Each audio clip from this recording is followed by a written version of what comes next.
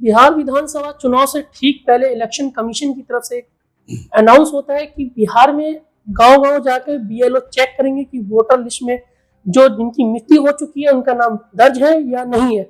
Sir, बात की जाए बिहार विधानसभा चुनाव से ठीक पहले ऐसा फरमान आता है इलेक्शन कमीशन की तरफ से कि बीएलओ चेक करेंगे गांव-गांव जाके वोटर लिस्ट में। तो जो बिहार की बात की जाए, आधे से ज़्यादा तो बिहार के बाहर जो लोग हैं वो जॉब करने जाते हैं। फिर कैसे पॉसिबल है कि वो डॉक्यूमेंट दे पाएँगे?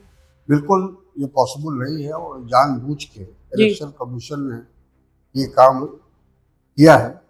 ये जो वोटर लिस्ट में जो गरीब लोग हैं, पिछड़े वर्ग के लोग हैं, दलित हैं, जो पलायन कर चुके हैं, उनका वोटर लिस्ट से नाम काटने की एक साजिश है। और ये पहले भी महाराष्ट्र में हो चुका है, हरियाणा में हो चुका है। तो इनकी ये कोशिश है कि किसी तरह से आने वाले समय में जो एनडीए की सरकार है बिहार में, उसको कैसे बहुमत प्राप्त किया जाए, बहुमत दिलाया जाए। तो इसमें इलेक्शन कमीशन भी इस काम में जुड़ गई।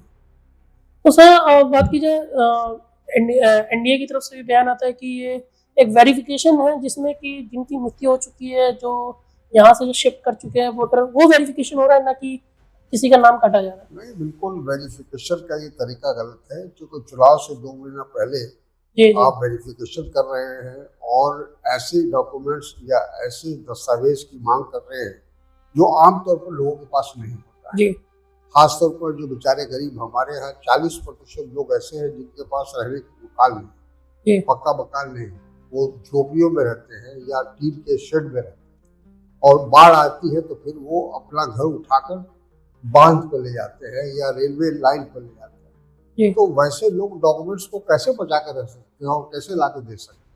और आपने समय पर्याप्त दिया नहीं, समय इतना कम दिया है कि लोग अगर उसको इकट्ठा करना भी चाहे तो उससे नहीं हो पाएगा। और ये सिर्फ गरीब की बात नहीं है, आमतौर पर हर जाति के अंदर जो लोग जिनके पास मकान नहीं है, जिनके पास जायदाद नहीं है, वो बेचारे कहाँ से कागज लाएं? सबों को इस बात का कष्ट है, परेशानी है और सब लोग इस बात का विरोध कर रहे हैं। और इसीलिए 9 तारीख को बिहार बंद का कॉल अपने पक्ष ने दिया है इस इशू को लेके, और हम कोर्ट में भी गए। लेकिन कहीं ना कहीं इलेक्शन कमीशन की तरफ से जो वेरिफिकेशन की बात की जाए, उनकी तरफ से जो डॉक्यूमेंट मांगे गए हैं वो ना ही आधार कार्ड मांगे गए हैं, ना ही ड्राइविंग लाइसेंस, वो ऐसा डॉक्यूमेंट मांगे गए हैं जो लोगों के पास पॉसिबल नहीं है, वो कम लोगों के पास अवेलेबल होता है। तो क्या इससे दिक्कत होने वाला आने वाले वक्त में? एकदम दिक्कत होगा। जिन लोगों का के पास डॉक्यूमेंट्स नहीं होगा उनके नाम काटे जाएंगे। और ये पूरी योजना तक के तहत ये काम किया जा रहा है और केंद्र सरकार के निर्देश पर ये काम हो रहा है। लेकिन ऐसा क्या कारण है कि इलेक्शन कमीशन को ये टाइम ऐसा चुनना पड़ा कि बिहार का कुछ 2-3 महीने रह गए इलेक्शन को, उससे ठीक पहले ऐसा फैसला लेना पड़ा? ये तो इलेक्शन कमीशन बताएगा ना। लेकिन वो जो उन्होंने कदम उठाया है वो अलोकतांत्रिक है, एंटी पुअर है। तो कहीं ना सवाल भी विपक्ष उठा रही कि क्या कहीं ना कहीं जो चुनाव आयोग है वो निष्पक्ष चुनाव करा पाती है कि नहीं? देखिए, हमारा यहाँ जो चुनाव आयोग है उस पर एक बहुत बड़ा प्रश्न चिन्ह लगा हुआ है निष्पक्षता का। और अब ज़्यादातर देश के लोगों को उनके ऊपर विश्वास नहीं है। खास के महाराष्ट्र के चुनाव के बाद लोगों का विश्वास चुनाव आयोग से लगभग उठ चुका है। फिर राहुल गांधी जी ने भी कोर्ट में भी ठोका था केस कि हम कोर्ट तक जाएंगे, लेकिन चुनाव आयोग कह रहे कि हम डाटा बहुत कम सीमित तक दे पाएंगे।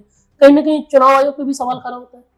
देखिए, अब तो न्यायालय के पास मामला है और न्यायालय तमाम दोनों पक्षों को सुनने के बाद अपना फैसला देगा। हमें विश्वास है कि न्यायालय सही फैसला देगा, संवैधानिक फैसला देगा, गरीबों के पक्ष में देगा।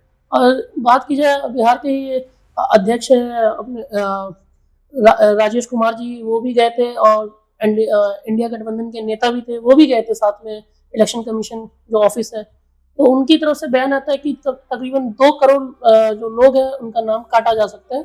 बिल्कुल, इसलिए कहा जा रहा है कि 2 करोड़ से ज्यादा लोग तो पलायन किए हुए हैं, बिहार के बाहर जाकर काम कर रहे हैं, रोजगार अपना कमा रहे हैं, रोटी रोजी की तलाश कर रहे हैं। तो वो 2 करोड़ लोग कैसे वापस आएंगे इतने कम समय पे? वो अपने आकर अपने डॉक्यूमेंट्स को या अपने कागजात को कैसे दुरुस्त कर सकते हैं? तो क्या इलेक्शन कमीशन को ऐसा कोई प्लान बनाना चाहिए कि जो बाहर हैं, जो बिहार से बाहर जाके काम रोजगार की तलाश में काम कर रहे हैं, तो उनके लिए कोई व्यवस्था की जाए या ऑनलाइन थ्रू या कुछ ऐसा? बिल्कुल वो होना चाहिए था, बल्कि इसकी कोई जरूरत ही नहीं थी। ये सारा जी। एक्सरसाइज बेकार है, जी, क्योंकि अभी अभी लोकसभा का चुनाव हुआ है 2024 में, जी, जी, जी, उसी वोटर लिस्ट पे हुआ है। जी, तो फिर उस वोटर लिस्ट को रिवाइज करने की आवश्यकता क्या है? जी, अगर वो वोटर लिस्ट गलत था तो इसका मतलब लोकसभा का जो चुनाव हुआ है वो जी। गलत हुआ है। तो आपकी पार्टी जो कांग्रेस है और आपका अगला स्टैंड क्या होने वाला जो आने वाले दिनों में जो ये जो चल रहा है? नहीं, हम लोग उसका विरोध कर रहे हैं जी, और सरेआम विरोध कर रहे हैं, और पूरी जितने भी विपक्षी दल है सब एकजुट है इस मामले में, जी, और सबों का कहना है कि ये गलत फैसला है, इसको वापस लेना चाहिए। जी। हमारे बीच में कटिहार के सांसद तारिक अनवर जी थे, उनसे हमने जानने की कोशिश की तो उनका कहना है जो कहीं न कहीं जो सरकार ने जो इलेक्शन कमीशन की तरफ से जो फैसला लिया गया है कि घर-घर जाके जो चेक किया जाएगा, वो कहीं न कहीं गलत है। वीडियो जर्नलिस्ट नीलम चक्रवर्ती के साथ मैं मोहम्मद मुअज़्ज़म, LNI न्यूज़, दिल्ली।